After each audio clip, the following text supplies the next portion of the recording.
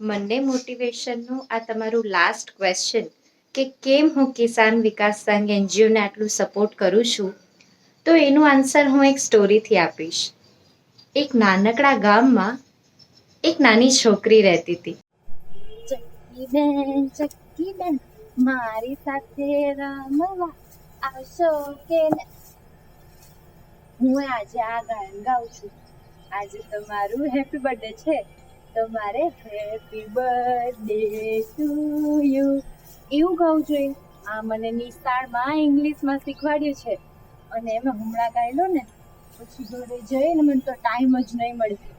મારી મમ્મીએ નવું ફરાક સીવ્યો હશે મારા માટે, એ પહેરીને મને આખા ગામમાં ફરવાનું છે. આજે બટુડીએ ઘરગોટલા ગોઠવ્યા હશે તો મારે એની હારે ઘોર ઘોર રમવાનું છે.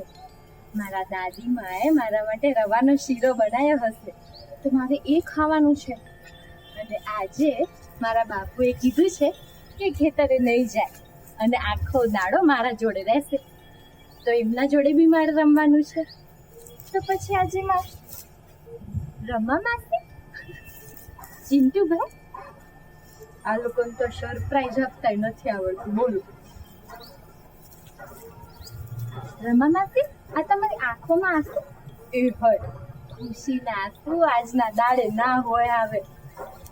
ચિંટુભાઈ તમે રડો છો કે?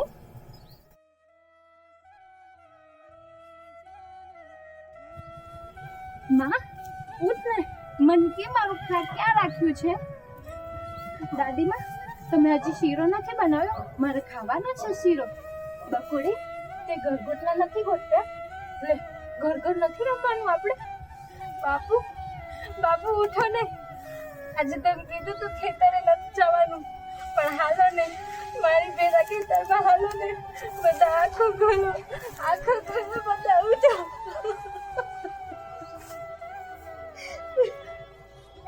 હા, એ લોકોએ માસ સુસાઇડ કમિટ કરેલું હતું. આજે કોઈ પણ ખેડૂતના પરિવારને ભૂખ્યું ના ઊંઘવું પડે, કે આજે કોઈ પણ ખેડૂતની દીકરીના આંખમાં આંસુ ના આવે, એ જ મારું મોટિવેશન છે. અને એટલે જ હું આ એનજીઓને સપોર્ટ કરું છું. મારી વાત બધા સુધી પહોંચાડવા માટે બહુ જ મોટું thank you, and thank you for this interview.